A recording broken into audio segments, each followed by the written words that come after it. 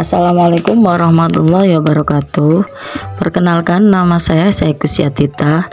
Saat ini saya sedang menempuh program FKIP S1 PG PAUD di Universitas Terbuka UPBJJ Semarang dengan mata kuliah penanganan anak berkebutuhan khusus.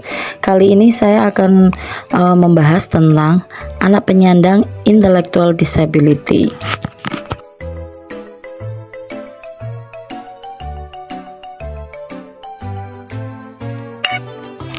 Apa itu intellectual disability? Intellectual disability adalah gangguan yang ditandai dengan keterbatasan pada fungsi intelektual serta fungsi adaptif yang muncul sebelum usia 18 tahun. Fungsi intelektual atau disebut juga dengan inteligensi adalah kapasitas mental yang dibutuhkan untuk menyelesaikan masalah, melakukan perencanaan, bernalar, menyimpan informasi, dan lain sebagainya. Fungsi adaptif adalah sekumpulan keterampilan konseptual, praktis, dan sosial yang dipelajari dan diterapkan dalam kehidupan sehari-hari. Dapat disimpulkan bahwa anak dengan ID adalah anak yang memiliki keterbatasan fungsi intelektual yang diukur melalui alat tes intelijensi dan telah terstandarisasi. 2. Memiliki keterbatasan fungsi adaptif yang diukur melalui alat tes yang lebih distandarisasi. 3. Keterbatasan fungsi intelektual dan fungsi adaptif muncul pada periode perkembangannya atau sebelum anak usia 18 tahun. Anak dengan ID golongan ringan masih dapat diharapkan untuk menguasai kemampuan setingkat pendidikan dasar seperti membaca, menulis, dan berhitung sederhana, sehingga dikatakan tergolong mampu didik atau mampu ajar. Pada anak didik saya merupakan anak dengan ID golongan ringan, yaitu masih dapat diharapkan untuk menguasai kemampuan setingkat pendidikan dasar serta membaca, menulis, dan berhitung sederhana sehingga dikatakan tergolong mampu didik atau mampu ajar.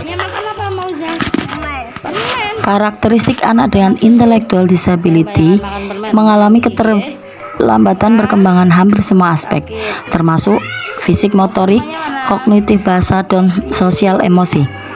Cenderung lamban dalam menguasai keterampilan bantu diri seperti berpakaian, makan, mandi, dan membersihkan diri sesudah buang diri.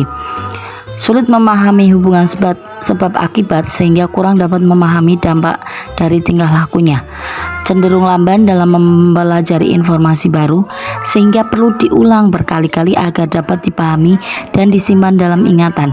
Kesulitan dalam berpikir logis, bernalar, melakukan perencanaan, dan menyelesaikan persoalan.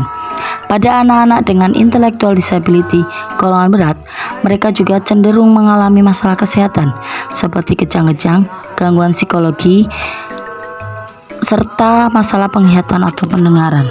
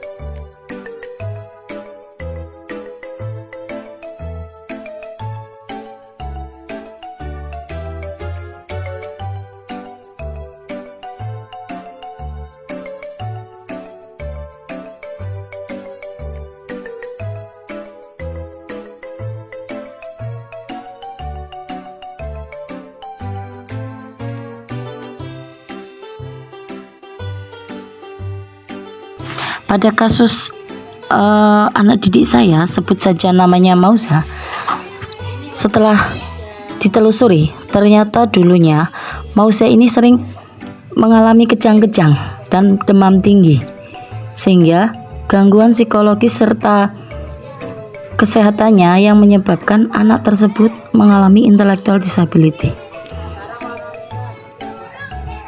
Intellectual disability, pelatihan atau pendidikan yang diberikan tentu saja mengacu pada tingkat ID yang dialami oleh anak dan potensi yang dimilikinya. Kasus Mauza ini, dia sudah mengenal huruf, angka, warna dasar, dan kemampuan menulis serta berhitung sederhana. Dia sudah bisa, namun untuk melafalkannya dia kesulitan. Hanya diambil kata belakangnya saja. Untuk bidang pendidikan, terutama di tingkat prasekolah, penanganan anak dengan ID dapat ditekankan pada pengembangan keterampilan bersosialisasi, aktivitas bantu diri sederhana. Sedangkan Mauza, pada kasus Mauza ini, dia bisa bersosialisasi dengan teman-temannya dengan baik.